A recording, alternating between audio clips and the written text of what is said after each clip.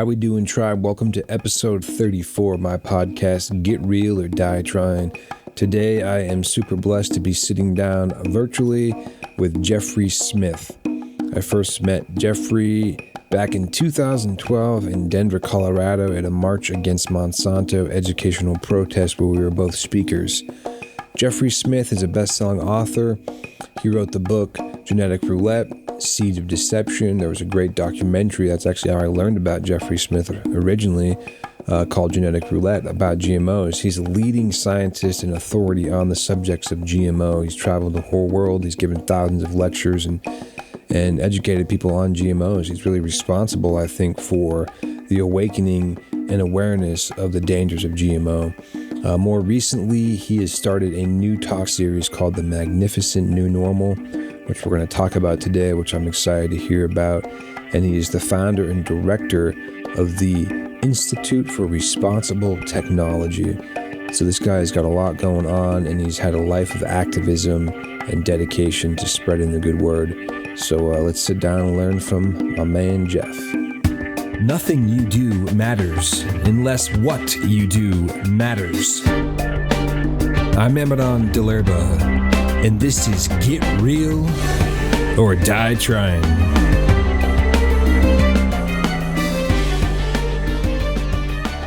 How we doing, everybody? Welcome to Get Real or Die Trying. As you just heard, I am sitting here with Jeffrey Smith. I had the pleasure of first meeting Jeffrey Smith back in Denver, Colorado in 2012. We were both speakers at a march against Monsanto protest and educational event that was happening there. I was involved back then with trying to spread awareness with Monsanto in my own way, and particularly about organic gardening because I grew up on an organic farm and so forth. And I was aware of Jeffrey's work in the field of educating people about GMOs because I had seen a documentary actually called Genetic Roulette, and then he wrote a book of the same title, which I read, and so I was really excited to meet him, and he's been on my radar ever since. So it's really great to catch up years later. How you doing, Jeff? Really good, Amadon. How are you? Good. Thank you for coming on to my podcast. I really appreciate it. I know you're a busy man and you got a lot going on. So go ahead. What have you been up to? What's going on in the GMO world these days? Well, it's interesting. I've been doing it for 25 years, and it's not same old at all. It's completely new. In fact, we pivoted. I've been focusing for 25 years, being a leading spokesperson on the health dangers of GMOs and Roundup, and spoke in 45 countries and all. But now we are pivoting. We're moving into a new area because of an existential threat from gene editing, a cheap and easy GMO technology, which is so accessible. You can genetic engineer with a do-it-yourself kit on Amazon for $169.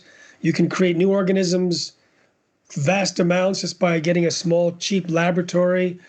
And for the price of dinner, you can create a new organism, especially in the microbe world. Now, if you think about it, you know that when you introduce a new GMO into the environment from whatever species or kingdom, it could potentially, and usually does, reproduce and corrupt the gene pool of that species, and you can't clean it up. You can't recall GMO salmon from the ocean if it ever escaped, or the corn from the corn gene pool, which it has contaminated.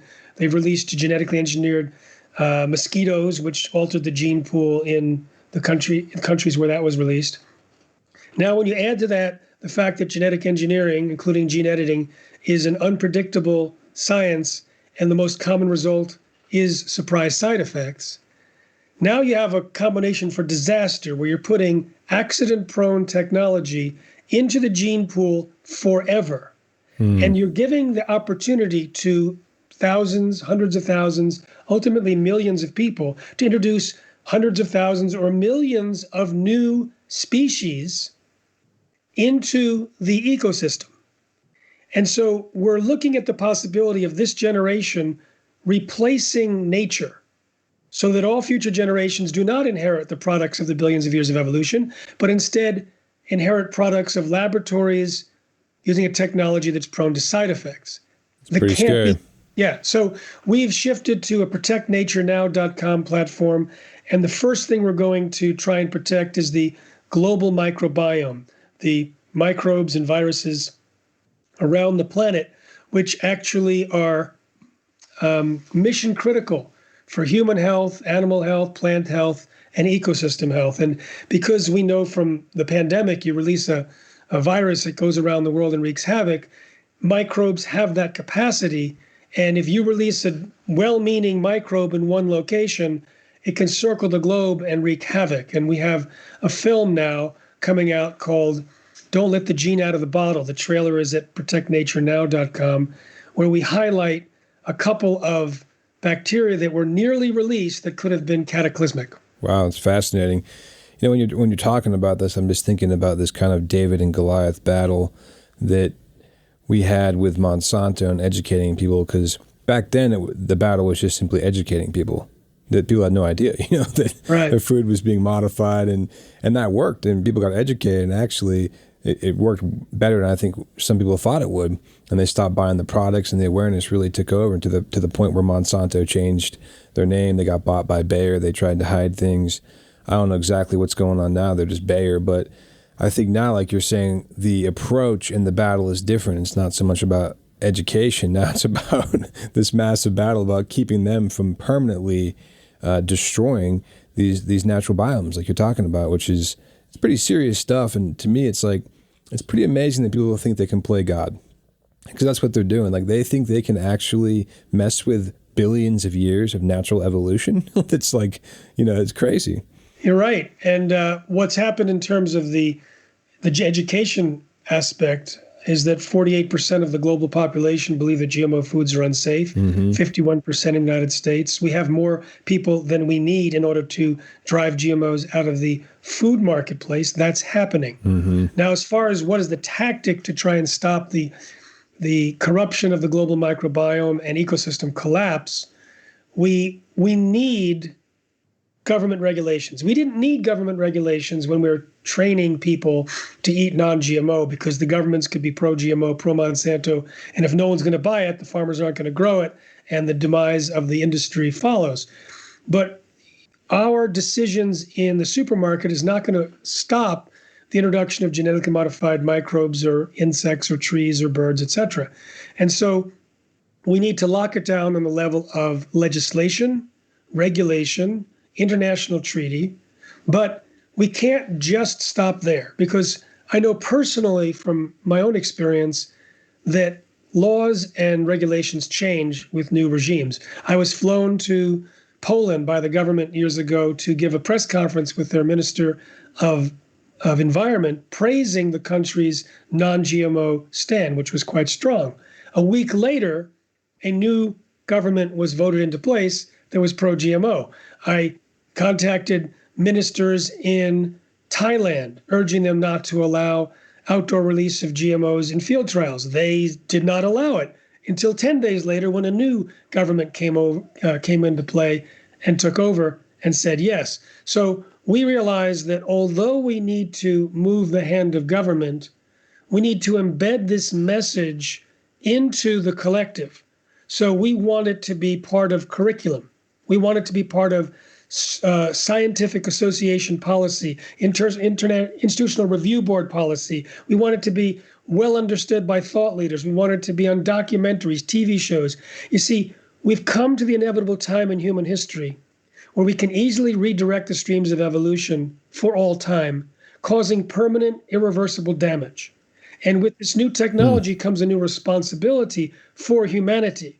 From now on, we must steward all living beings and all future generations, because for the first time we have a possibility of creaming them. Yeah. And so this actually demands an expanded awareness and a reframing of our role, and something that needs to be established humanity-wide. We can't let a rogue nation or a rogue transnational continue to operate, because companies like Bayer, they can have facilities full of robots driven by artificial intelligence to create thousands of alternatives of genes. And this is not acceptable when we're thinking about protecting nature for the long term. So who are some of the players in this right now besides Bayer? And are there certain countries who are more on the leading edge of trying to conduct this this wrong research and science of trying to mess with the system? Like, besides America, are there particular hotspots around the globe that are issues? Well, it used to be that because the process of creating a genetically modified crop was so capital intensive that it was limited to just a handful of companies in about 6 countries. Mm-hmm. But gene editing, which was introduced fairly recently, is so cheap and easy that for the price of dinner, a lab can buy something online and make a new organism. Now, then to culture it before release takes more money, but essentially all of the biology labs, all of the universities, all of the bio-oriented companies now in the world have access to and use gene editing technologies. And there is a myth being propagated by the same companies like Bayer, Monsanto, Dow DuPont, which has been merged, and Syngenta and ChemChina, which has been merged. There's a myth that the new gene editing is safe, predictable, and natural. And this is being created in order to try and avoid the fate of GMOs that we helped create, rejection by consumers and regulatory requirements. Oh, my phone's ringing. That phone never rings. We'll let it go. So it turns out that they're trying to pretend to governments that GMOs are safe, and they're convincing them. So there's major governments that actually have no requirements for release on gene editing.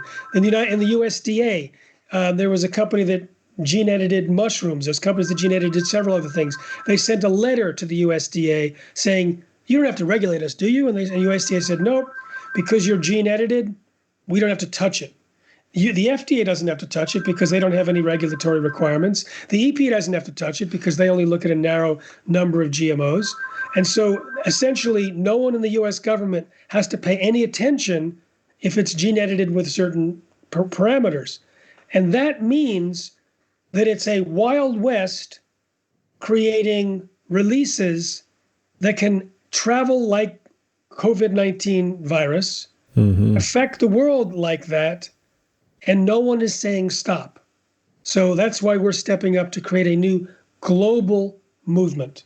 So, when I talk about the dangers of GMOs, I ask audiences, what do you think is more dangerous for planetary survival, GMOs or climate change?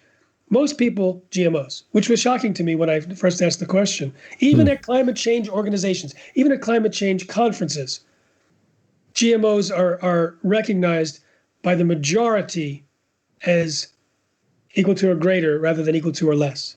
Interesting. And this means that, well, that's working to our advantage because people are aware of the possibility, but they're not really aware of the details. Yeah. So you're working with governmental legislation processes to actually prevent this from happening? Is that your avenue?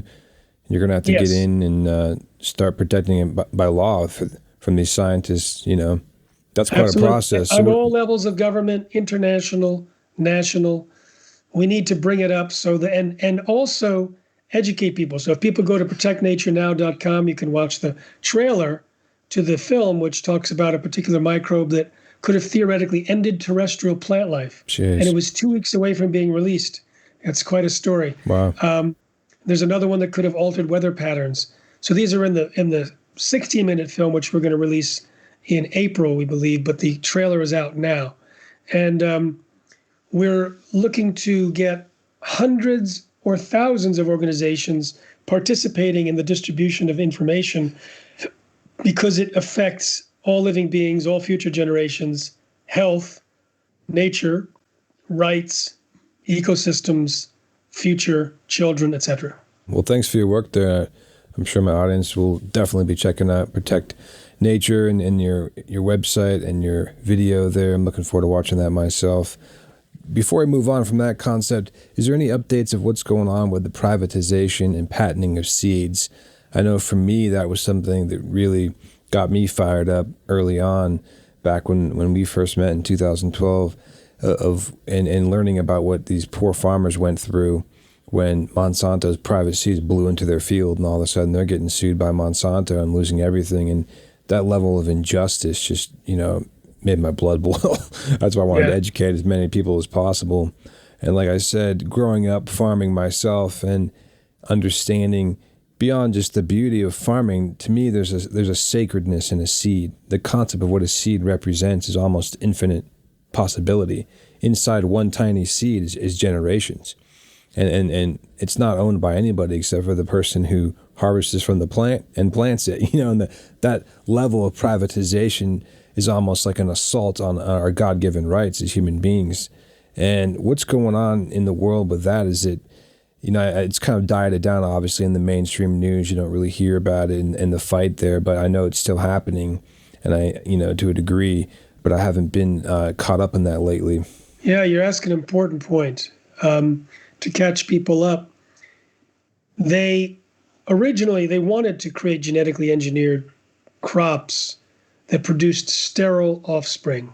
Mm-hmm. So you wouldn't be able to biologically plant a soybean that comes from a genetically engineered soybean plant. They created a technology to do it called Terminator, but international outrage stopped them from deploying it. Instead, what they do is they require farmers to sign contracts that if you use, for example, Bayer Monsanto's Roundup Ready soybean seeds, you sign a contract that you'll only use the Roundup from that company. Because Roundup, the glyphosate, which is the chief poison, came off patent in 2000. So the whole purpose of GMOs was primarily to maintain world dominance on the sale of Roundup herbicide. Monsanto introduced 6 Roundup Ready crops. They're designed not to be killed when they were sprayed with Roundup, but then the farmers sign away any rights to resave their seeds. Now, some farmers have saved seeds that were illegal and they got pummeled by Monsanto. Of course, saving seeds is a millennia-old tradition of farmers. But a lot of farmers didn't save seeds, but got cross-pollinated and wind-blown seeds fell onto their fields, like Percy Schmeisser from Canada, who grew canola, and he was sued by Monsanto successfully. It went to the Canadian Supreme Court, and they said, it doesn't matter that you didn't intentionally plant Monsanto seeds. It's part of their intellectual property rights, and because you harvested the canola on your fields, as you did every year for 35 years, and replanted it, that becomes illegal because wind had blown Monsanto's seeds onto your property. So he lost, and that's a tragedy. And Monsanto has sued maybe 300 different farmers for millions upon millions of dollars. And they also, and the biotech industry in general, have a lot of control in governments. So they've been able to convince government legislatures and regulators to pass laws and policies which prevent farmers from saving their own seeds or using unregistered seeds. So they'll say, basically, if you want to use a seed for the sake of good agriculture, they should be ones that have been approved by science, meaning in our catalogs. And so they want to eliminate the age-old practice of saving seeds, which provides literally millions of different varieties of foodstuffs, because different farmers have different high-quality seeds. And by eliminating them and forcing farmers to buy only what's in the catalog, they get to promote the GMO agenda, but they also risk the life on Earth, because it's in our diversity that we have security, especially at a time of unstabilized climate. And so you want to have a lot of diversity in the seeds and in the plants so that you can rely on those that will work well in particular climate and geography. Well, at the time, we have been destroying our diversity by switching over to industrial farming. So hundreds of different varieties have come down to just a handful in so many different categories. And the biotech industry wants to reduce it even further with support from the government. So it's still a hot issue. Yeah. And there's a big organization, there's a bunch of organizations trying to protect farmers and seeds. Yeah, small scale biodynamic organic gardening and polyculture is like an act of resistance at this point. Growing as many varieties and saving seeds as possible is what needs to happen with millions of people, really, all over the world, just to keep it going, because the industrialization of agriculture, as you mentioned, has gotten so out of hand, and the monocropping. And the interesting thing is, scientists have convinced the world to feel and believe that it's the only way we can feed the masses. If we want to keep up with the massive population growth, we have to have this massive industrial farming. But it's really not the case, actually. And I'm not a scientist. I don't have I can't spout off the facts, but from the research that I've done and reading about it, the intensiveness of this industrial agriculture is a lot harder on the earth, actually, and uses much more resources than many, many small-scale organic farms. And the interesting thing, too, is the quality of food. When you have a GMO or just whatever, a mass-produced tomato that was harvested green and shipped 2,000 miles and is eaten and never had a chance to ripen naturally on the vine, the amount of nutrients that tomato is going to have in it is actually far less than a organic tomato that ripened on the vine. So it's like one person could eat one slice of organic tomato and receive the same nutrients, or have to eat 3 non-organic tomatoes to receive those same vitamins and nutrients, because, and so there's different ways to look at it, and how we consume, and the amount of food that's wasted in this country is unbelievable too. I mean, there's so many subjects around that. 50% of the food that the country grows is wasted. Absolute absurdity. And of course, the agribusiness of meat and how we eat that, and the amount of water it takes to raise 1 pound of beef, and all of these things are related, I think, to consciousness. And that bridges nicely into, I think, what you're working on now, which you can tell our audience about, which I was excited to see that you have this new series called The Magnificent New Normal. And you could tell us a little bit about that. I wanted to just touch on the title real quick, and you can say in your own words what it's about. But I was diving into it recently and watching some of the talks on there and the people you have on your show.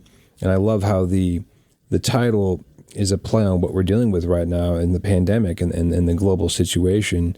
And it is the new normal. And I was just having this conversation the other day with a friend saying people are very resistant to want to accept the new normal. They want life to go back to how it was when it may not.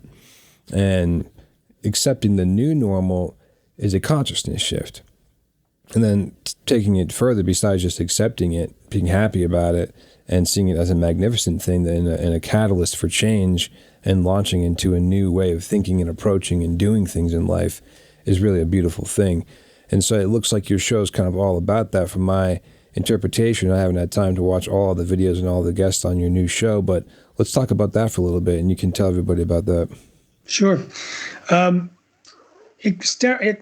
have this amazing series, just amazing. We have Bruce Lipton, Eben Alexander, Jewel, Zach Bush, Lynn McTaggart, Jerome Flynn from Game of Thrones, David Perlmutter, Lynn Twist, Sue Morter, Tom O'Brien, Alberto Viodo, BJ Fogg. It goes on.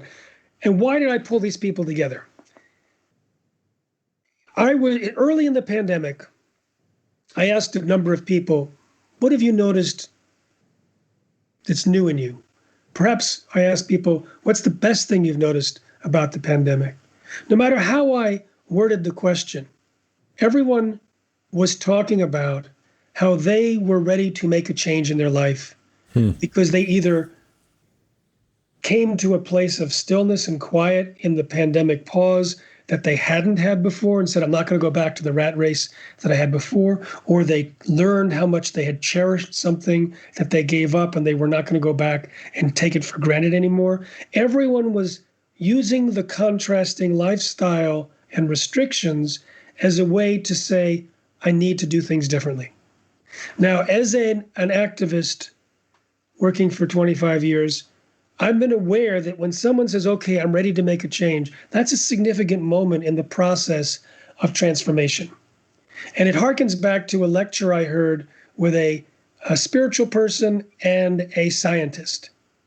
And the scientist is a chemist, and he was describing to the spiritual leader 3 phases of a phase transition in chemistry.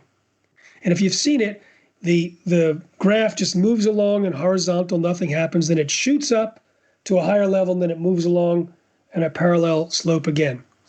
And the chemist was saying you can be putting in high pH or low pH drops into the system for a long time and nothing happens. Then all of a sudden it starts to change, and when it stops, it levels off into a new normal.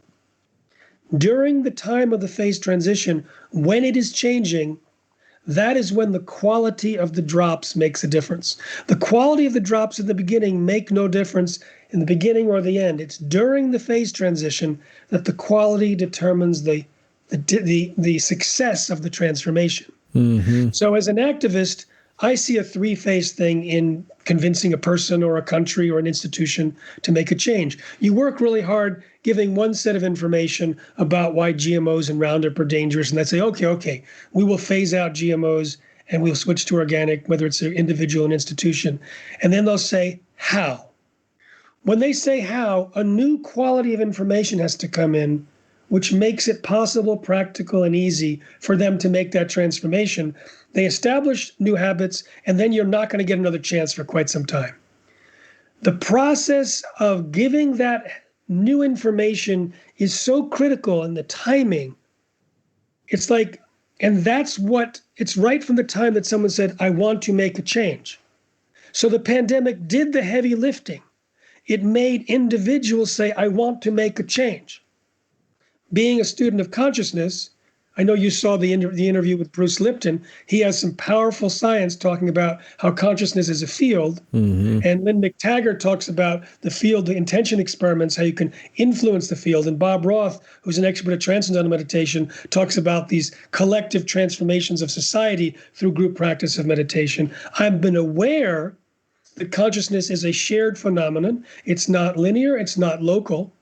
And I figured if all the people I'm talking to are having that thought, we need to make a change, then it's lively in collective consciousness. And that means that the organism of consciousness, the field, the system of consciousness is ready to make a change. And that what is needed at that time is the highest quality input for new perspectives and choices that could allow us to step into the highest version of ourselves. And I figured, what are the areas that people want to reorganize their lives? They want to understand about themselves. They want to reorganize about their own splintered parts, their own traumas, their relationships, their masculine and feminine, their relationships to nature, to money. They're going to want to learn how they make changes, how to turn new behaviors into habits. What can they do physiologically to switch brain functioning so that they can be most successful? So I pulled together, with some help from others, the people that I consider to be the most important mentors at this time for this new information, with a concept that if we get enough people, critical mass, moving forward to cause a personal leap of consciousness, then that would be effectively moving society forward. And so this was to create a magnificent new normal. And the idea is, if we simply, as you say, get our old lives back, it would be the worst opportunity lost in history, because we never had this time. Now, in the context of the interviews, and if people, they can click the link that's associated with your show to get there, you'll immediately have the opportunity to listen to Lynn Twist. Lynn Twist has been working with indigenous communities, and she brings out that the indigenous elders actually prophesied this time as a necessary transformation. She gives the beautiful metaphors of the butterfly transforming into a caterpillar, but I think my favorite is when she says, it's like we all have morning sickness but don't know we're pregnant. And if we realize we're pregnant, then the pain we're feeling gets reframed in context. And we realize we're creating new, we're birthing a new world. Wow. Yeah, man, you just touched on a lot of great things there, and really a lot of things that I feel personally aligned with in my life. You started talking about the talk you went to that merged spirituality and science. I really like that because I'm actually a student at a university called the University of Ascension Science and the Physics of Rebellion. And Ascension Science is really the fusion of spirituality and science. And I think the world has really done itself a disservice for centuries by disassociating science and spirituality. And they've always thought that there had to be this separation of church and state, so to speak. And not acknowledging our consciousness, not acknowledging our spiritual values, not acknowledging cause and effect, quantum physics, all of these things that play very, very important roles in our world today, is kind of like not really seeing the big picture of how things actually work. And I was excited to see that you're going into this zone. Well, like you said, you've probably been in this zone for a long, long time in your life. I just didn't know that, of exploring consciousness and this new talk series and the people you have on it. It was really cool to see. I also studied the book Biology of Belief by Bruce Lipton, and a lot of great concepts there. And there's a lot of parallels of things that I've been studying in our university and from my spiritual teachers about, cause and effect and about consciousness and manifestation. Like you said, if we don't catapult off of this, it's the huge disservice to humanity. And people want to go back to Egypt in their minds, to what's comfortable, to what's familiar. But this is a time to actually shift into a global awareness. I believe in a creator. The creator I believe in doesn't fit into the boxes and the ideas of what man has created in evolutionary religions and the dogmas of today. And my spiritual teachers, Gabriel of Urantia and Neon Emerson Chase, who happen to be my parents as well, they founded this university. They're both authors. They've written books. And my father's written some books called The Cosmic Family Volumes. And in these books, that really talks about similar concepts to the biology of belief, how our thoughts and our consciousness affects the reality around us. It really breaks down the science of particle reality, how our bodies are even connected to the universe. And these things may seem way out there for some people. But when you start living your life consciously, they don't seem way out there at all. It all makes perfect sense, And to me, it's about spiritual intelligence. And there's a difference, of course, between knowledge and wisdom. An ounce of wisdom is worth 1,000 pounds of knowledge. Consciousness is when you really start tapping into wisdom, and then you can apply the knowledge that you have. This is any human being. And so kind of scrolling through a lot of the individuals that you've had on your talk series, I see a common thread throughout that people are really putting an emphasis on accountability for their decisions in their lives and utilizing their consciousness like a tool, because it is a tool. And all too often, people in America especially, I feel they're not tapped into their consciousness because they're not taught to, they're not raised to. And I know that you said something about meditating for years and being a student of consciousness and just taking that time to tap into consciousness. It's a kind of a common practice in Eastern philosophy in different cultures. But in America, we're tapped into the media, we're tapped into selfishness, we're tapped into the stars, into the Instagram, into the Facebook, into whatever we're tapping into.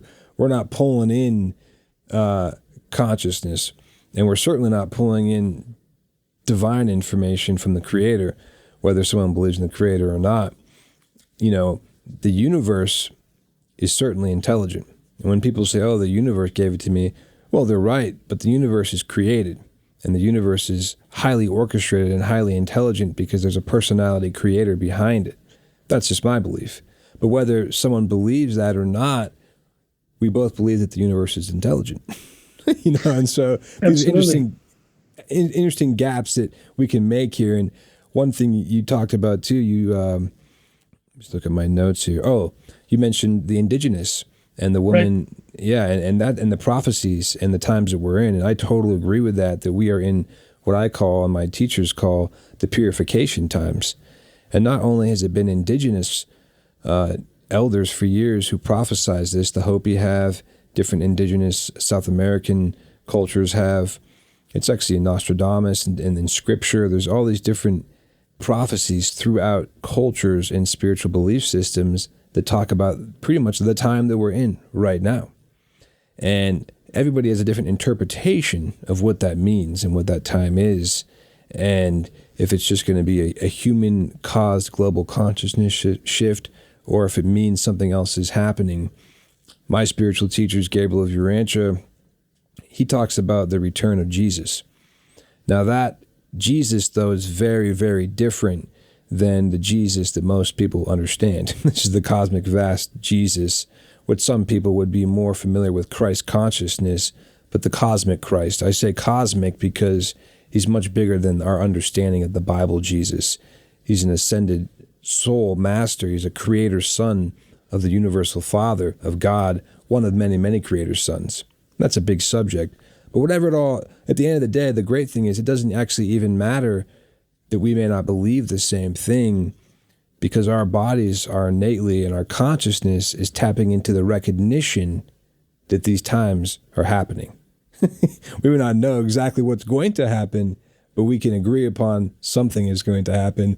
And this is a beautiful opportunity for humanity to make that quantum shift in their consciousness. I agree with that, the quantum shift piece, so much so. And you mentioned about the science and spirituality. Ascension science, yeah. Yeah, let me share with you some of the overlap in some of the speakers that I interview. Yeah, I'd love to hear more about that. Well, you mentioned Bruce Lipton, so let's start there. Bruce is a friend of mine, a great man. And in the interview, he talks about you can take a person's cells off the body and put them in a petri dish and put them 100 miles away and have a live stream video of the cells and of the person. And when the person goes into a rather extreme emotional state, the cells instantaneously react. And this demonstrates a field context between us and our cells, which he says is also like the trillion cells that we have in our bodies are also part of that field effect. And he talks about that in a very elegant way on the interview. Now, Lynn McTaggart talks about having a group of people intending with specific intention to make a change of purifying water or growing seeds in a certain way or healing someone, and has statistically significant results showing that the intention appeared to have a causation effect. Then you have Bob Roth talking about collective practice of meditation causing changes in societal values like crime rate and accident rate and hospital admissions, and talking about it on the quantum level.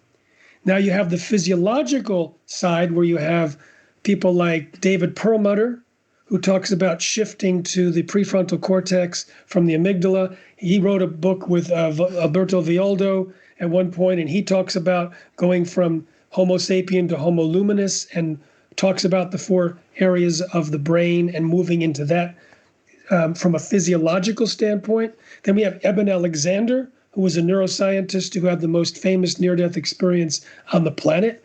Got the cover of Newsweek called Proof of Heaven.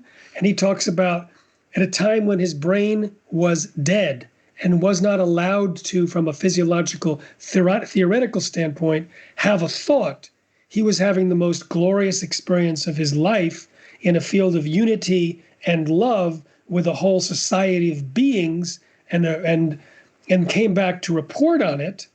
But he also discovered that there was no way from a physiological framework that he could have even had a thought during the time that he was having these experiences. So we have Kristen Kirk, who is like a modern day mystic who's in a state of unity at all times. And she talks about her experience. You have, and Sue Morter, who had a unity experience. Jerome Flynn from Game of Thrones, he talks about his unity experience. So you have the people with the experience, you have the people with the science, and then you have the people that overlap, some of the scientists that are having the experience.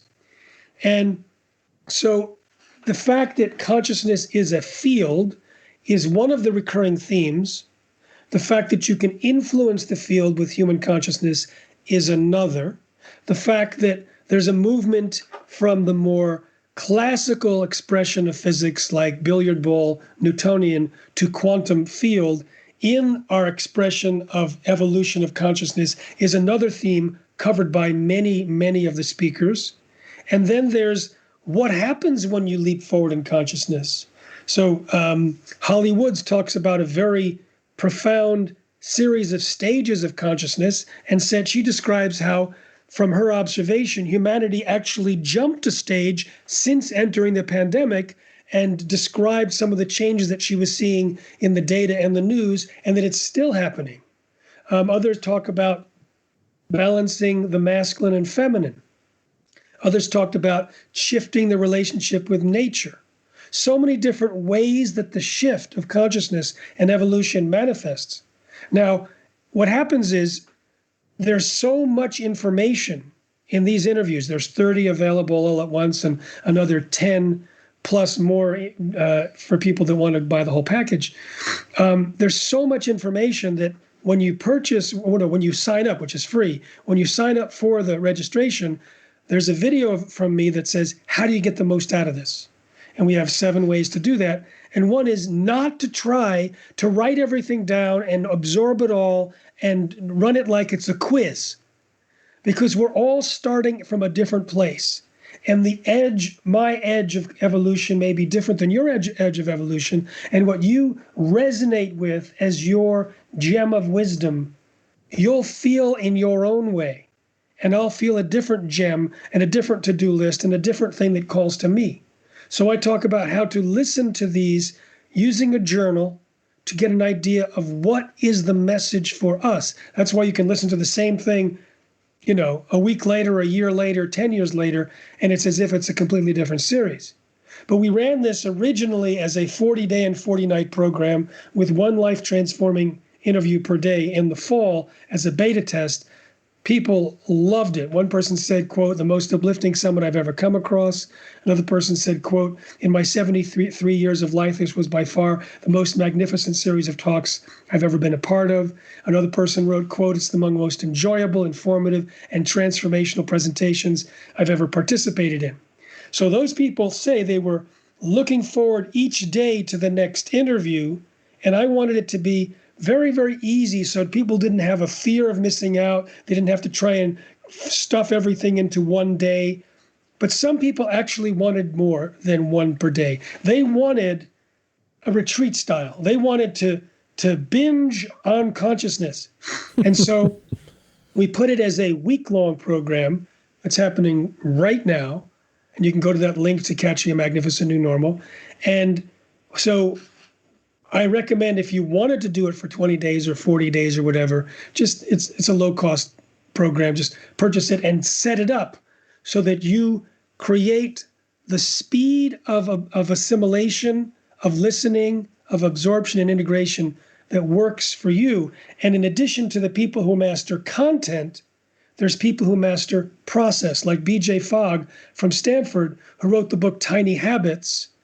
He explains how if you want to make something into a habit, what you need to do so that the new behavior quickly becomes a habit, how you use your emotions and use triggers and use certain anchors to make that a reality. So there's the content, the process, and then you get to decide how often you want to listen to these and how you want to process it. Yeah, it's really it's quite an outstanding series of people and a lot of information that like I said, I scrolled through it and checked it out. I watched the Bruce Lipton ones and flipped through a few others, and I signed up for it today too. So I'm going to definitely consume it all over, not a week, but I'll spread it out. I want to circle back to a few things you said. I just wrote down here. You talked about the best versions of ourselves, and that has a correlation to something I prescribe to, which is the concept of the lower and the higher self. Mm-hmm. A lot of the indigenous talk about the white wolf or the black wolf. Which wolf are you going to feed? And every human being on this planet is faced with the dual nature, whether they believe it or not. Their human, i.e. animal origin nature, and then their spiritual nature. And I think consciousness is what bridges those. Consciousness is when you start coming out of your animal origin nature into your spiritual nature, your higher self, the best version of yourself. But it's interesting, delicate balance, because I don't think that means you deny your human nature. And by human, I don't mean like humanity. I mean animal origin nature. It's because when we start having the realization of our spiritual minds and that we're spiritual beings in a human body, that these bodies are vessels for consciousness, for our souls, when we start having those realizations, a lot of other concepts fall into place in how we live our lives, how we make decisions, how we perceive situations. And, there's a lot of, I think now on the planet right now, there's a lot of emphasis on self-help, which is great. Like all of a sudden people are realizing they can help themselves. They can digest information and knowledge, read a book or listen to these podcasts and consume all this data and simulate it to help themselves. And that's great. It's great that people are taking responsibility and accountability to better themselves. And with that, I think the need and the recognition of teachers and mentors and great minds, and I think you've collected a lot here, which is really cool to consume that data, because there's a lot of, the funny thing too is now you got every, 30-something-year-old on Instagram who has 1 million followers, and all of a sudden he's a self-help coach. Not because he has wisdom or because he has knowledge or she, but because he has a lot of followers, which is funny too. I really like the depth of what you presented, and I'm definitely going to share it with all the people on your show, because these are people who've done research, experienced, lived, and they're not just someone who's teaching someone about something because they have a lot of followers, because they got social media famous real quick because they posted some, viral video, which happens a lot, actually. A lot of people are listening, especially from my generation, the millennials, I guess you would call it, and of course younger, are listening to all the wrong people. I, in my life, have always valued having spiritual elders to go to, and I'm beginning to value it even more. Sometimes I resisted it because a spiritual elder usually tells you what you don't want to hear. Or they tell you something that's hard to digest, hard to understand. It goes against, the easy path. Human beings are innately ease seekers. Consciousness and growth takes work. It takes tremendous work, and it takes commitment, and it takes study. And you were talking about the overlapping of science and spirituality. What intrigues me about that, and that I've always appreciated, is that scientists innately have to study. They innately have to commit to a process, to analyze something, collect the data, come up with a summary, and it's not an easy thing. There's time involved and there's commitment involved. Spirituality is actually the same way. And so when you merge the two, I think you're merging a mental consciousness of discipline and intellect and applying it into the consciousness of spiritual evolution. And then you're merging these ideas of, wow, now I actually have to somehow apply spiritual values into my life, and it's not this amorphous thing that we study. Oh, what is love? What is compassion? What is consciousness? What is being enlightened? You mentioned a state of unity, how to get to that unity, because as I mentioned earlier, we are dual nature human beings. We're always struggling with the duality. And to me, enlightenment is when someone is no longer having to fight their lower self, and they're always in that constant state of their higher self.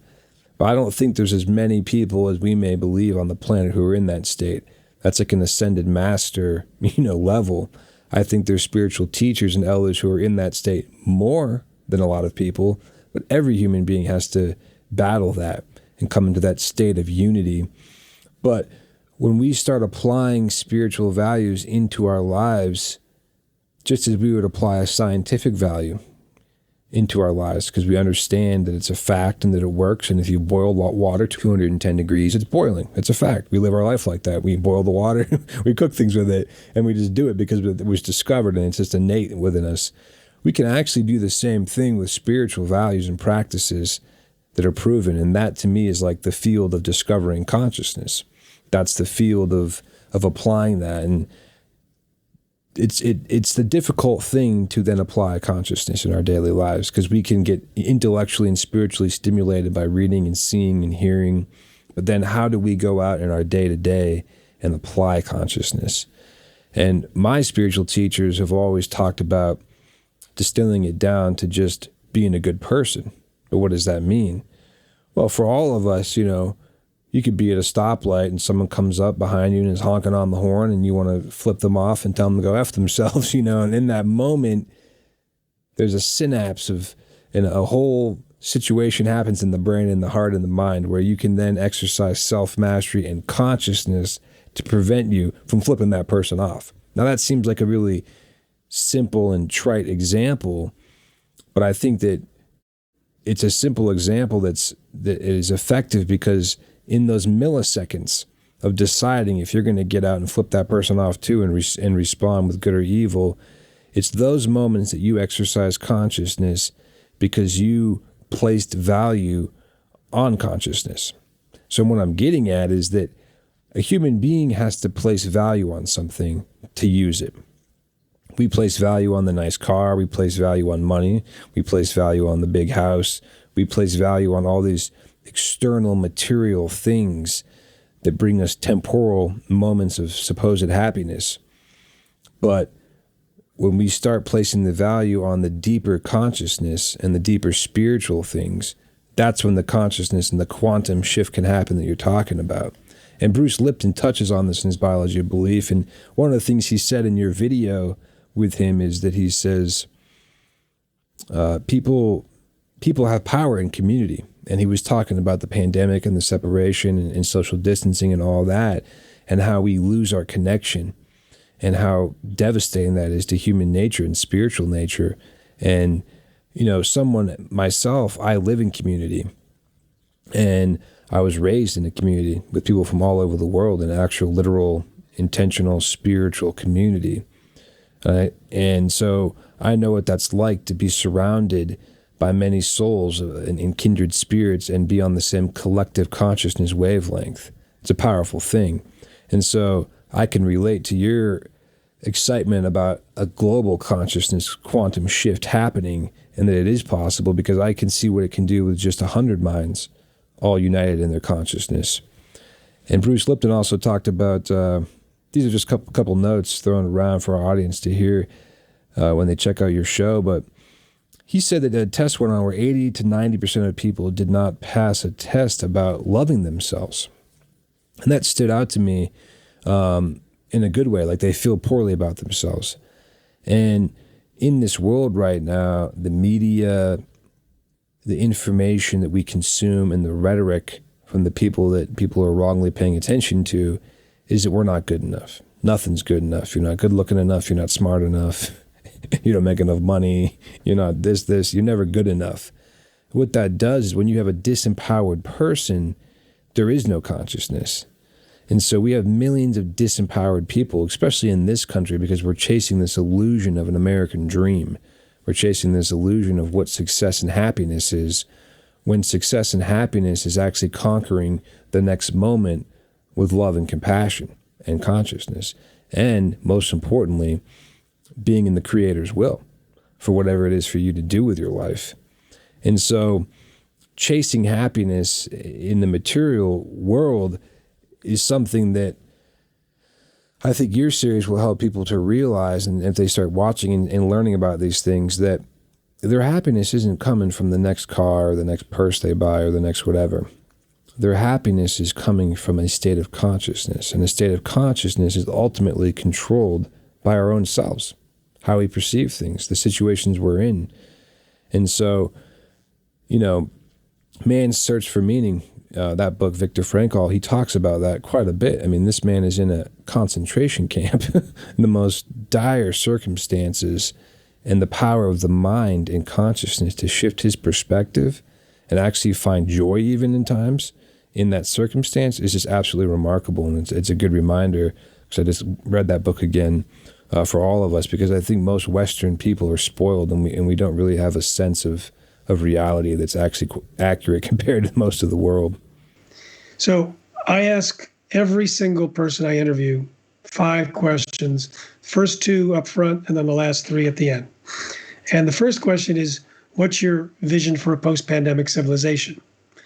And they give the image of where they think we can go from this, which locks us onto a target, which is so important in the transformation process, is to know where you want to go and to pull the different visions from these different speakers. The second question is, what suggestions do you have to help people step into the highest version of themselves? And the variety of responses is stunning. So you have, Master Chi, who's a master level from Tai Chi and Kung Fu and Feng Shui and Western medicine and Chinese traditional medicine and all that. And he has one answer. And then you have a 17-year-old who's a Black Lives activist leader who had an internal transformation where she's awakened and doesn't fear death anymore. Her answer is completely different. And there's you get to hear the different answers before we go deep into the meat of each interview, which is all about their particular story and their angle. Bruce Lipton, as you talked about, he went into those particular aspects. And then how do you make the change in consciousness so that it becomes spontaneous, natural, and part of your life, and not always having to struggle with that. And we have many different people talking about it, because one question I ask everyone towards the end is, give us practical exercises. So some people lead us through specific meditations, or they give us very specific things we can do during the day in order to integrate the changes that they were talking about. About 5 or 6 people talk about the importance of the physiological shift in order to assimilate those changes. I mentioned that earlier, the shifting from the sympathetic to the parasympathetic. There was 4 or 5 people, Eric Edmeades, Gabriel Cram, Alberto Violdo, Austin and David Perlmutter, Tom O'Brien, all of them talked about that shift as necessary in order to raise our levels of consciousness. And Alberto Violdo talked about the reptilian brain, the mammalian brain, the human brain, and then this higher level. And then there was specific recommendations as to what we can do to overcome the embedded restrictions, the embedded habits. So Sue Morter has a particular technique for breathing and bringing energy up the spine that was to release particular old habits through a mechanistic way. Catherine Woodward Thomas has a way of talking to and connecting with the subpsychic parts in us. Kristen Kirk has her own specific way of being with her own consciousness and feeling through to burst through another level. And these were, and Bob Roth, Transcendental Meditation, completely spontaneously changes consciousness over time without having to try and struggle. So there was some very practical techniques coming from different places. Master Chi had a whole breathing technique with sounds and whatnot. So it's like it's a buffet. It's a buffet that we get to figure out and feel into what is calling us, what works for us. We try it, and if it does work, it will cause a shift in the physiology. It will cause a shift in consciousness. It will help us to more spontaneously act from our higher levels. And then there's things we can put our attention on from that level. Deborah Poneman about the pure principles of success, Sarah McCrum, a new relationship with money, Alison Armstrong, the male-female dynamic and how to shift that. So there's ways that we can take this higher state of consciousness and stage of consciousness and sort out new perspectives and choices so we end up in our magnificent new normal. Very cool. Yeah, it just sounds like you got a landmine there of information and wisdom and experience from all different types of people. Like you said, all walks of life, which is very cool, but there's an overlapping between all of them, that's unique.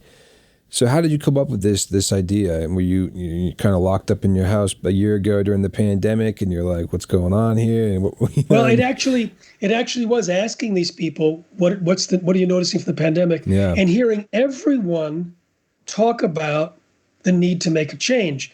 And because I'm already oriented towards a concept of collective consciousness, and I was looking at this as a potential for leaping forward. I have been aware of research on collective transformation through meditation. I've been aware of all these things, being a meditator myself. And I think also there was an intuition and a knowing in me. And in talking to Ilarion Merkuliev, who's an elder in the Onondagan nation, he talks about this as a prophesied time as well. Anita Sanchez, also from indigenous background, Alberto Violdo, they talked about this time. And if you catch Lynn Twist's interview, which is available to anyone that register, no matter what, it's immediately available along with the Bruce Lipton. She talks about a 500-year cycle, according to a tradition of indigenous wisdom that she's aware of.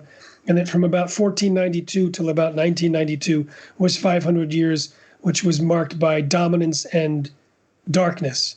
And then now it's a 500-year cycle, balance and light.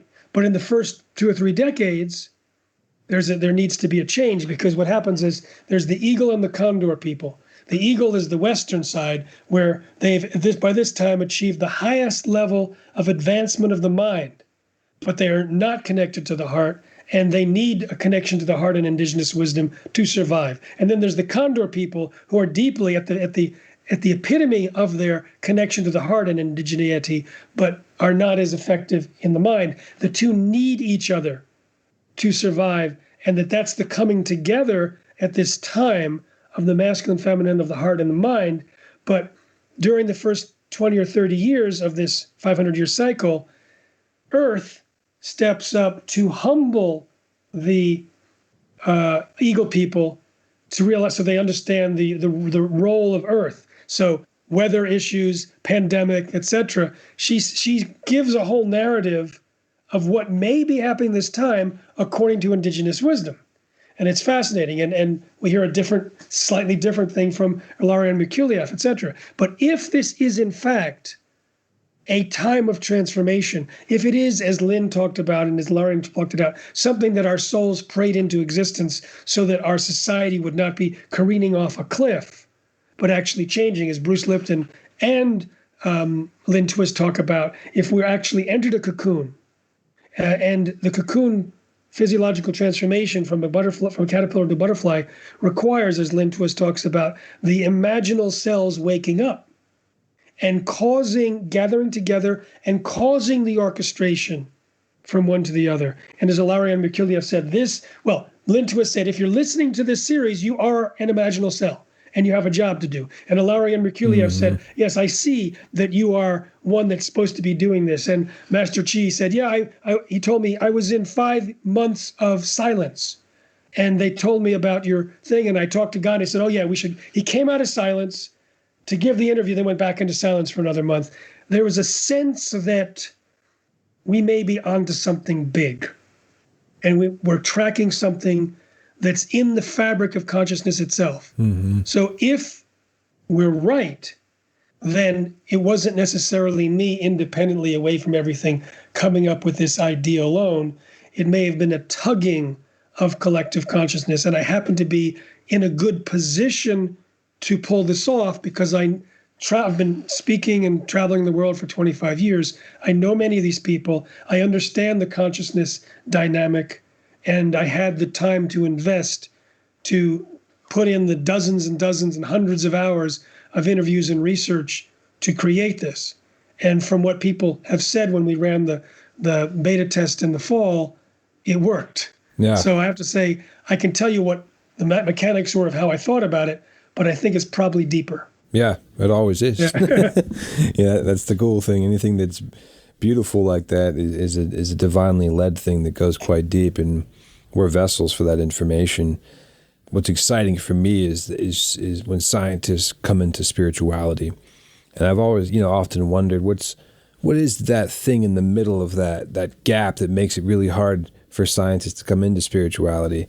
And I think that scientists, could be ego, it could be the linear idea of just that everything has an answer, X equals Y and Z, and that there's a solution. And when you start coming into spirituality, there's a lot more mystery.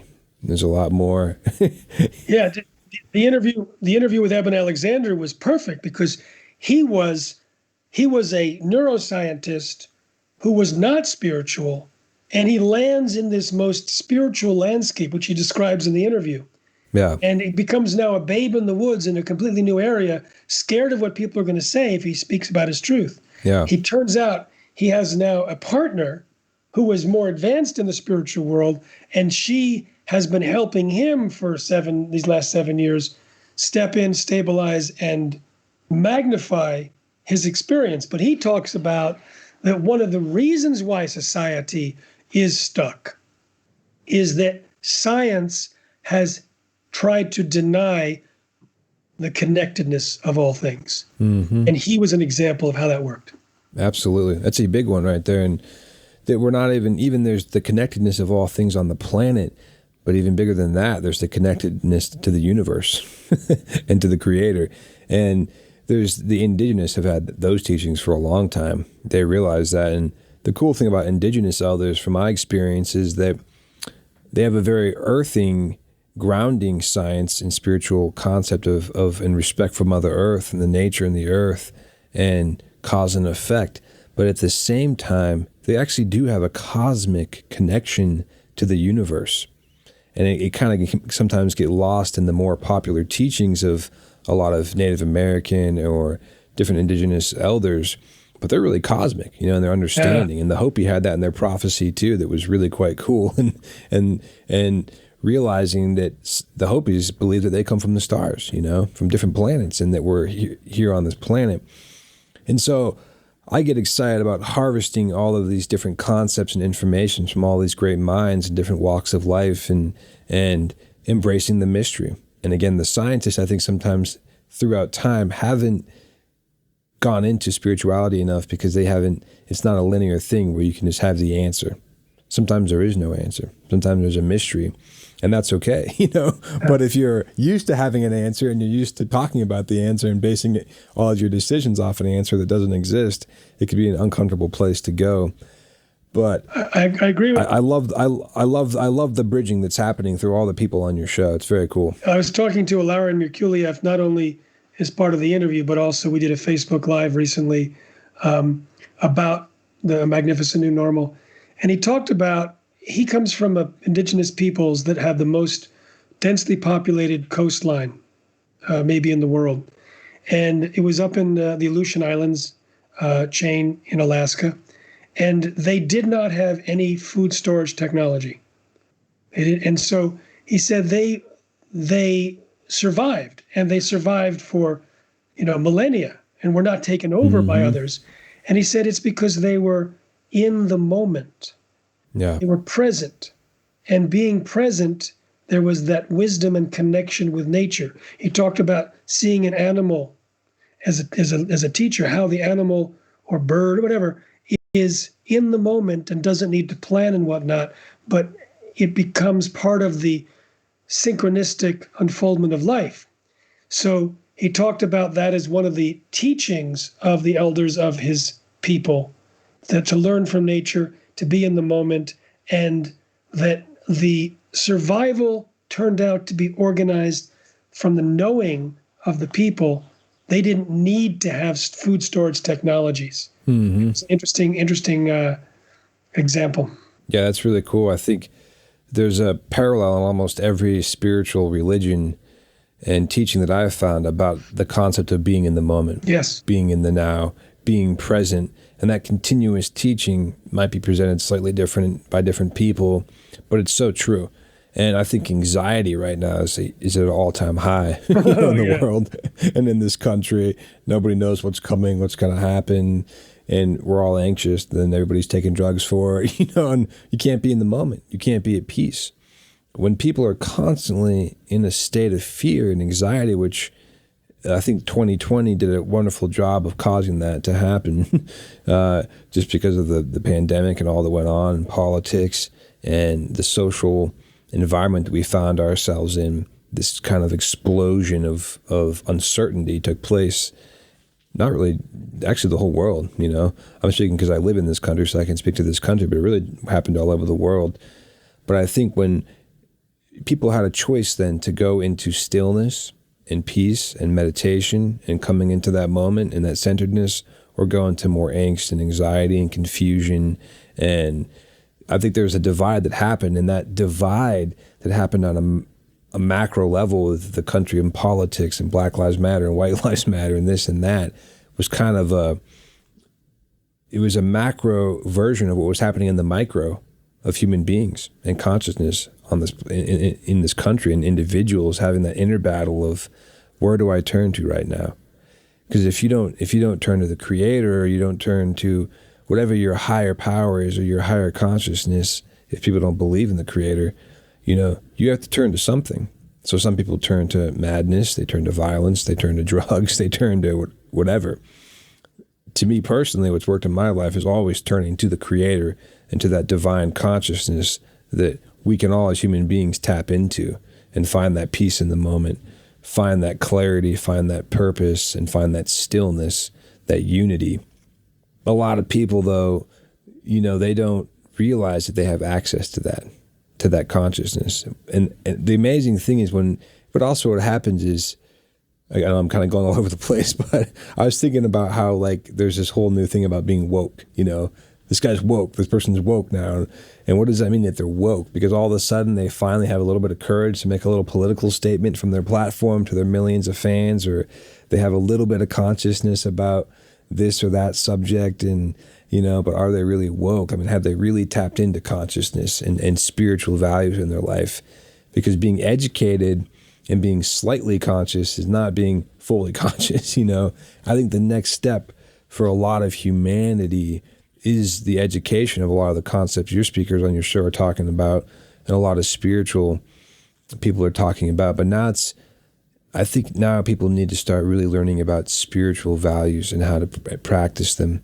Because I think humanity, through greed, through selfishness, through materialism, these lower states of consciousness are the reasons why GMOs exist, the reasons why we can destroy our earth through very irresponsible techniques of farming and harvesting energy and living on the planet. They exist because we are selfish, greedy, and lazy, and all these things. So if collectively those lower patterns, those lower selves that we all have can be overcome with the best versions of ourselves, our higher selves, our true nature, our divine nature, coming into our God-given personalities, we can then, it kind of naturally erases those problems. I don't mean that in a naive way, but you and I get that because we practice consciousness. We practice being in the moment.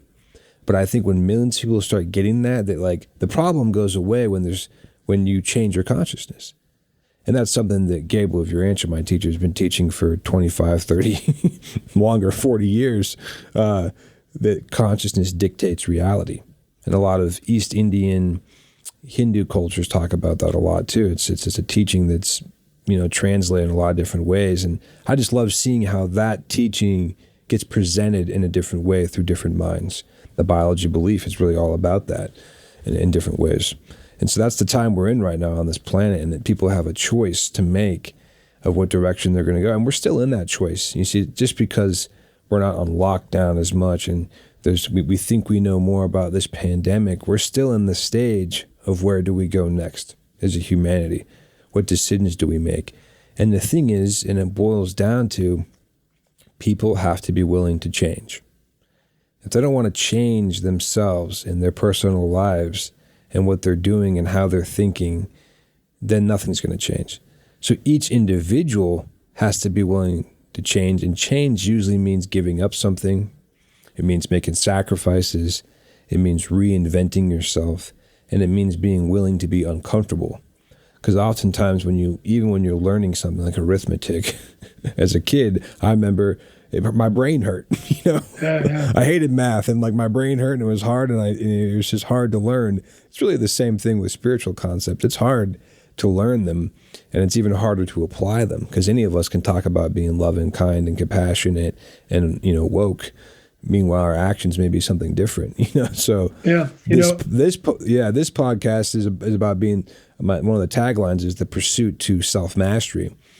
And I think it's that because I'm trying to master myself, and I fail miserably all the time at it, but at least I'm trying. And it's also called Get Real or Die Trying. And I call it that because we have to be real human beings. And realness is true spiritual nature, because when we have the facades and we're fake and we're not being real, we're just fake people. And so to get to reality, though, and to get to be real, there's a lot of work, or die trying. It's a journey, it's not like an easy thing, and so putting that play on that is for me, and what I've always been taught is that being kind and being loving, these are simple concepts that we may just say. You don't have to have 26-letter words and all of this, science behind it. But to get to the point of kindness and to get to the point of true lovingness, that's where you have to start bringing in spiritual concepts and study to be able to apply it in those moments. You have to start learning how the mind works, how the soul works, how you can use self-control, to prevent you from doing something else to somebody else that's going to hurt them and cause problems. Because that's basically the basis of problems in our world, is that we're reckless in our actions as human beings. We're reckless about the effects it has on nature. We're reckless about the effects it has on other human beings, and we don't consciously act. We don't take responsibility enough for our actions. So there's a couple of things I want to respond to from what you said. You talked about that sometimes getting our work done makes us uncomfortable. Mm-hmm. I immediately remembered the answer to the question that I asked to Claire Dubois, who's a magnificent environmental activist and deep feeler. And I said, how can people step into the highest version of themselves?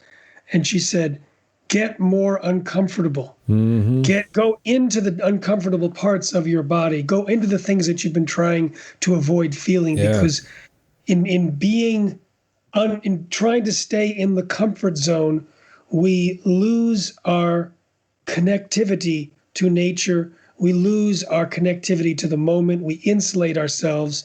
And it was just a magnificent answer. I highly recommend that for those that take it, listen to Claire Dubois. She has so many goosebump moments. Yeah. And then the other thing you mentioned, which I think is sort of like brings together the whole podcast in a nice bow at the end.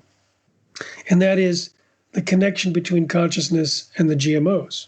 Mm-hmm. You see, with GMOs, it's one of the more narrow, reductionist ways of thinking that you could possibly imagine.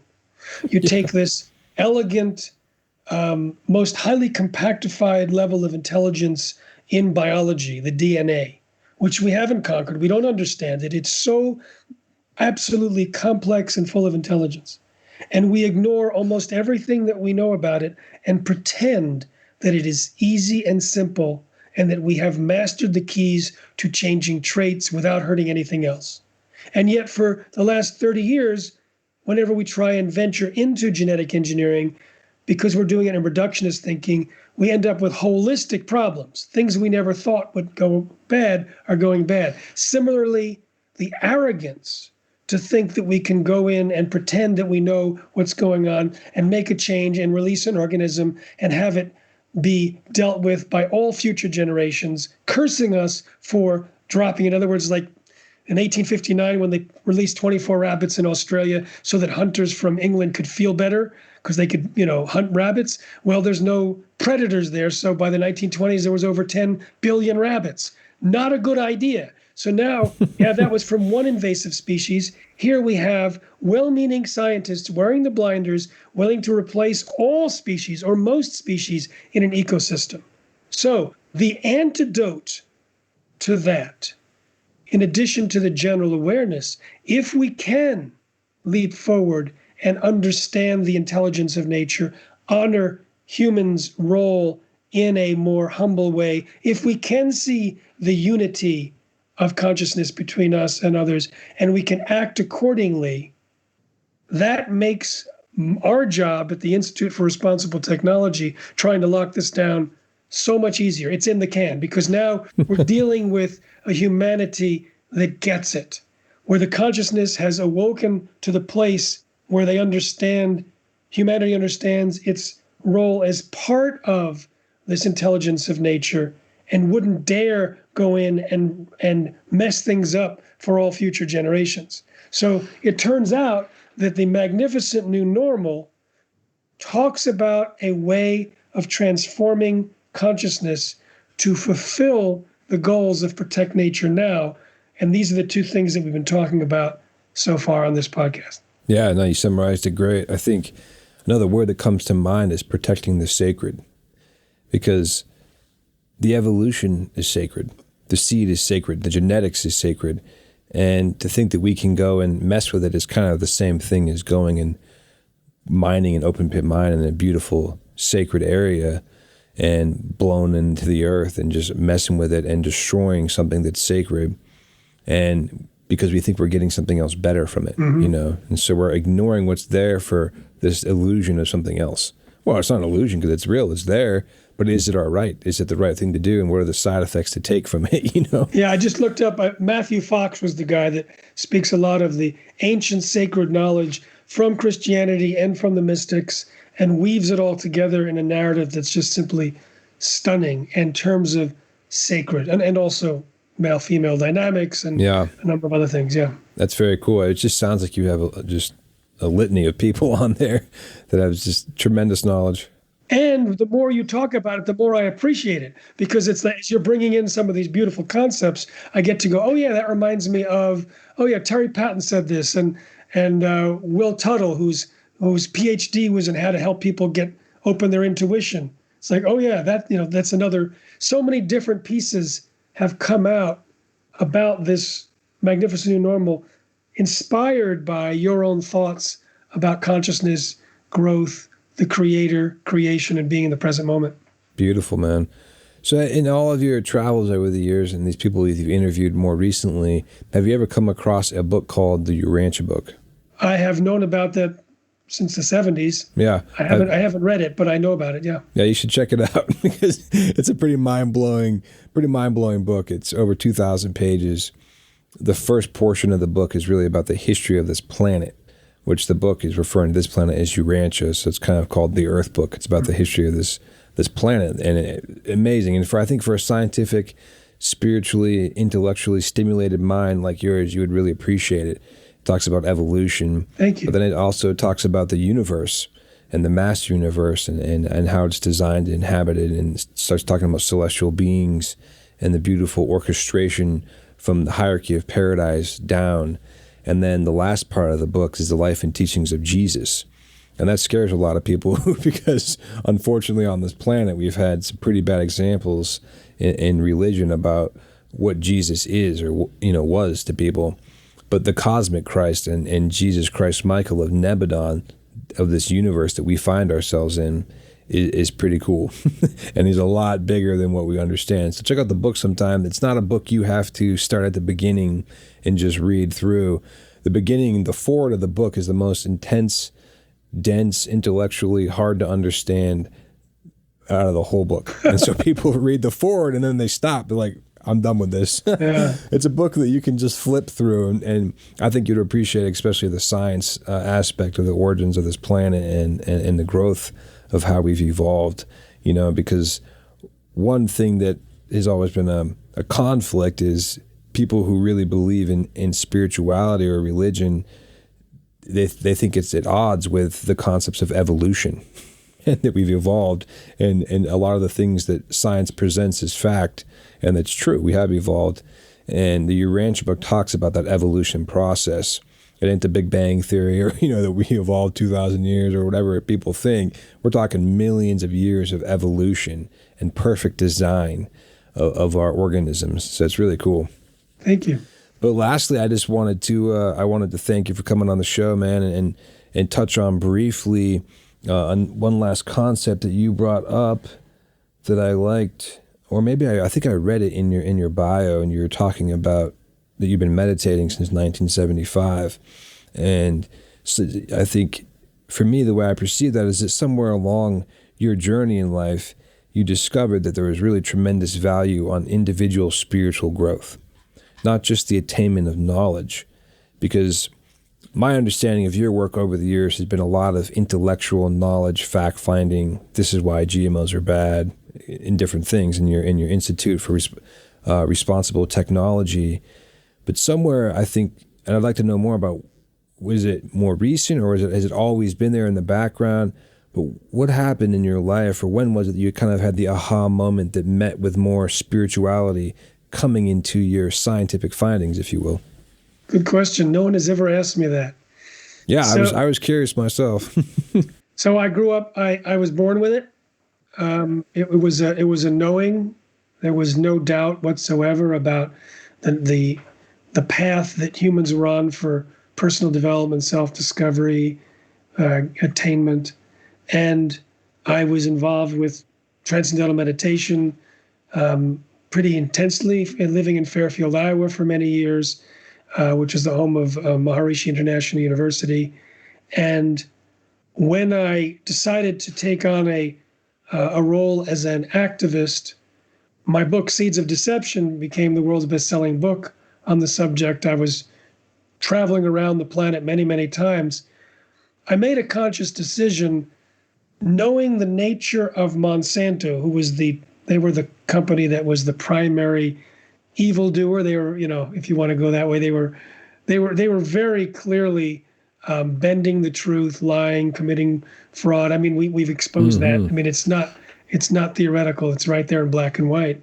And one of the ways that they did is they attacked individuals any way they could, and that were speaking out against them. And I was writing chapters of books and articles about how they attacked this particular scientist or that particular scientist, captured this particular regulatory agency.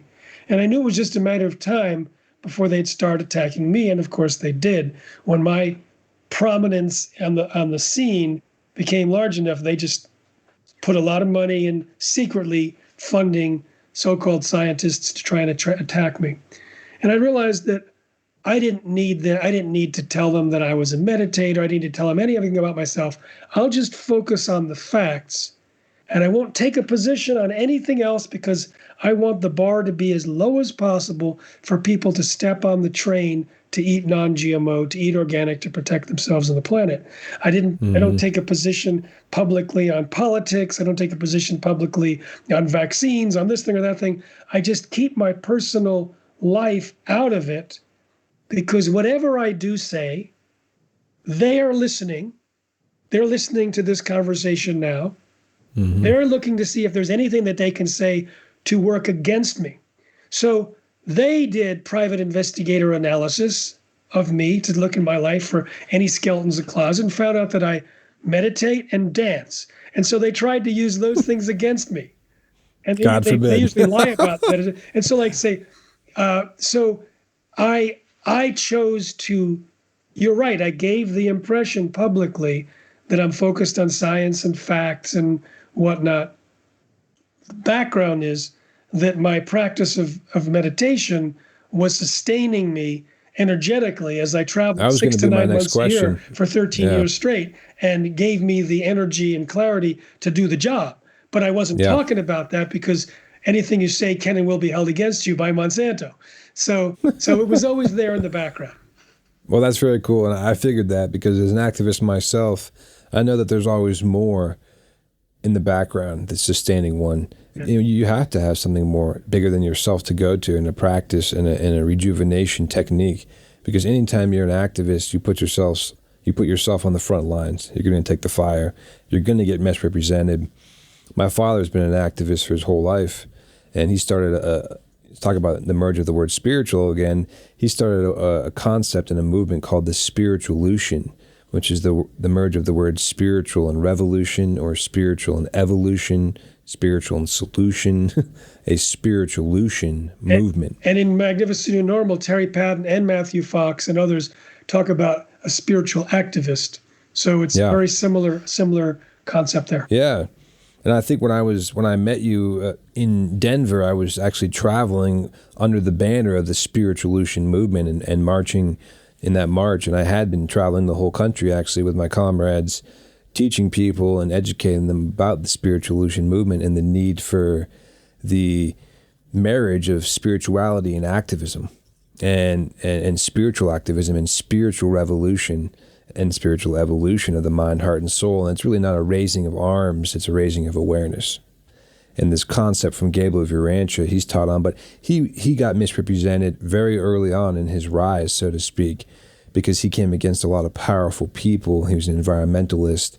And of course, Dateline NBC came in, did a whole, smear campaign on him and called him a cult leader. And it's pretty amazing how effective the enemy can be at discrediting somebody instantly. I've had the biotech industry try that a lot. In fact, in the recent Roundup trials, where Bayer Monsanto got essentially convicted by 3 juries for causing the cancer of 4 people who used their Roundup and got non-Hodgkin's lymphoma. Oh yeah. There's actually a document about me used and discovered by the attorneys that was used in the trial and referred to in the closing arguments, how I was pointing out the scientific problems of Roundup and GMOs that were more dangerous for children. And their response was, quote, whack-a-mole, that they were basically taking their hired guns to go after me once again.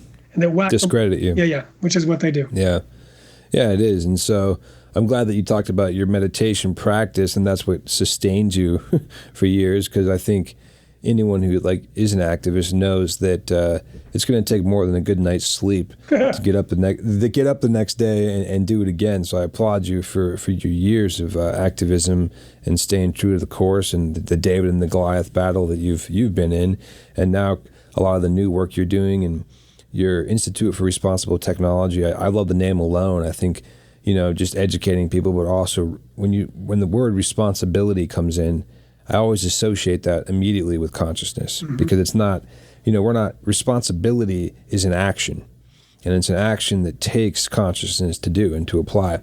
And even just the concept of all of us irresponsibly being addicted to our devices, we're not using that technology responsibly as human beings. I mean, I'm not saying everybody is, but I'm pretty sure that most people in the entire world are probably a little addicted to their device. It's instant information, it's instant this, it's all of a sudden you got the dopamine response in your brain because you got constant information all the time on your phone. So we can be responsible in so many areas of our life, and we can take that responsibility and encourage others and teach others, and it transcends just one direction. That's the cool thing about consciousness. It's like air. It just permeates everything. So once you start getting conscious in one area, you have to become conscious in another and another and another. And that's the great thing about being an activist and spreading awareness and educating them. If your avenue years ago was about GMOs and the seeds of deception and so forth, it's now been able to spread into all of these areas that you're educating people through these people on your new show. Yeah. So I appreciate that, man. It's great work, and I can't wait to tell people about it and to spread it out, and myself to continue watching it, because I started and see all the great people on your show. And I really thank you for taking the time to come on my show, and hopefully I'll come on your podcast sometime, because you have a podcast, right? I do. Live Healthy, Be Well. All right. Well, check that out, everybody. Live Healthy, Be Well. Check out his website, the Institute for ResponsibleTechnology.org. Well, it's called ResponsibleTechnology.org, and the campaign ProtectNatureNow.com.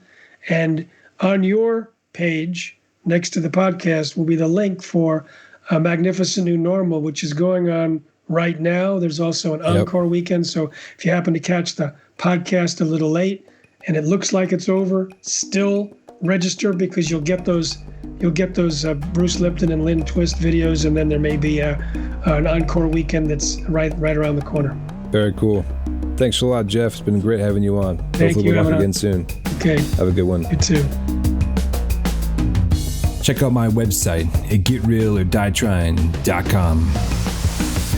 Leave me a voicemail on anchor.fm/getrealordieTrying. Rate and review us on Apple Podcasts or any of the platforms you listen on. Be sure to follow me on social media and share this podcast with your friends. Word of mouth is a great way to share the vibe. Get Real or Die Trying with Amadon DellErba is a production of Global Change Media. And remember, pain is temporary, victory is eternal.